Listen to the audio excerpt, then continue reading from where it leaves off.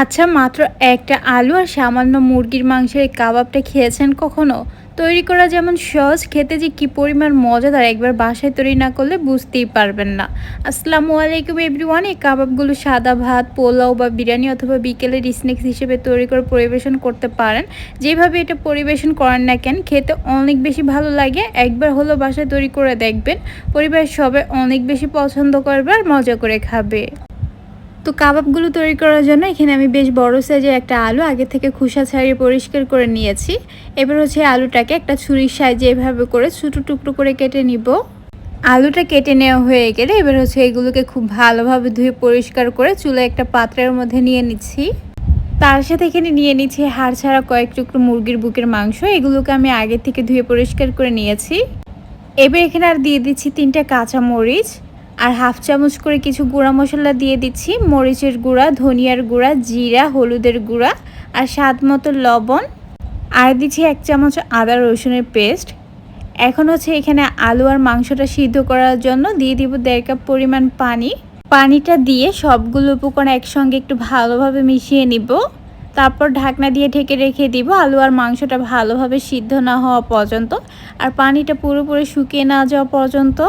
তো কিছুক্ষণ পর ঢাকনাটা খুলে নিয়েছি আর এর মধ্যে পানিটা পুরোপুরি শুকিয়ে গেছে। আলু আর চিকেনটাও খুব ভালোভাবে সিদ্ধ হয়ে গেছে। এবার হচ্ছে এগুলোকে চুলার থেকে নামিয়ে অন্য একটা পাত্রের মধ্যে নিয়ে নিব। তারপর এগুলোকে গরম থাকা অবস্থায় একটা কাঁটা চামচের সাহায্যে ভালোভাবে ম্যাশ করে নিব। চেষ্টা করবেন এগুলো গরম থাকা অবস্থায় ম্যাশ করে নেওয়ার জন্য, তাহলে খুবই অল্প সময়ে খুব ভালোভাবে মাংস আর আলুটা একেবারে স্মুথ করে ম্যাশ করে নেওয়া যাবে। তো এইগুলো ভালোভাবে ম্যাশ করে নেওয়ার পর এবার এখানে দিয়ে দিব 1/4 কাপ পেঁয়াজ বেরেস্তা। আর এই পেঁয়াজ বেরেস্তাটা এখানে অবশ্যই দেওয়ার চেষ্টা করবেন, তাহলে কাবাবটা খেতে বেশি ভালো লাগবে। এখন দিচ্ছি এখানে 1 চামচ চাট মশলা, আর বাইন্ডিংয়ের জন্য এখানে দিয়ে দিচ্ছি একটা ডিম, 1/4 কাপ ব্রেড ক্রাম্বস আর 2 চামচ কর্নফ্লাওয়ার। কর্নফ্লাওয়ারটা হাতের কাছে না থাকলে আবার কিন্তু ময়দা দিতে যাবেন না, তাহলে কাবাবটা খেতে কিন্তু একদমই ভালো লাগবে না। তবে চাইলে ব্রেড ক্রাম্বসটা আর একটু বাড়িয়ে দিতে পারেন। এখন এই সবগুলো উপকরণ হাত দিয়ে একসঙ্গে ভালোভাবে মিশিয়ে একটা মিশ্রণ তৈরি করে নিব বা একটা ডোয়ের মতো তৈরি করে নিব।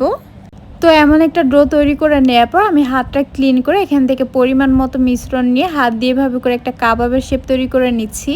কাবাবের শেপটা আপনারা আপনাদের পছন্দ অনুযায়ী আর একটু ছোটো বা বড় করে তৈরি করে নিতে পারেন, তবে আমি এরকম একটা মাঝারি সাইজে তৈরি করে নিয়েছি। আর একইভাবে সবগুলো কাবাবের শেপ তৈরি করে নেওয়া হয়ে গেলে এবার এগুলোকে ভেজে নিব। এই জন্য চুলায় একটা প্যানে পরিমাণ মতো তেল দিয়ে ভালোভাবে গরম করে নিয়েছি। এখন এই গরম তেলের মধ্যে এক এক করে কাবাবের শেপগুলো দিয়ে দিচ্ছি। কাবাবের শেপগুলো দিয়ে এবার এগুলোকে চুলার আঁচ মিডিয়ামে রেখে এক পাশে কিছুটা ভেজে নেওয়া হয়ে গেলে উল্টিয়ে দিচ্ছি। আর এইভাবে কাবাবগুলো কিছুক্ষণ পর পর এপাশ ওপাশ করে ভাজতে ভাজতে দেখা যাবে যে এর মধ্যে সুন্দর একটা কালার চলে এসেছে। এরপর যে এগুলোকে তেল ঝরিয়ে উঠিয়ে নিয়ে আপনাদের সাথে গরম গরম পরিবেশন করে শেয়ার করছি।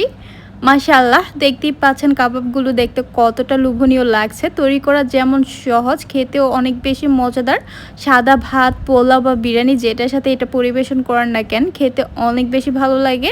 আশা করছি আমার এই সহজ রেসিপিটি আপনাদের ভালো লেগেছে। ভালো লাগলে আমার চ্যানেলটা সাবস্ক্রাইব করার অনুরোধ রইল, তার সাথে আমার ফেসবুক পেজটা ফলো করা। তাহলে আজ এ পর্যন্ত, আবার দেখা হবে নতুন কোনো এক রেসিপিতে।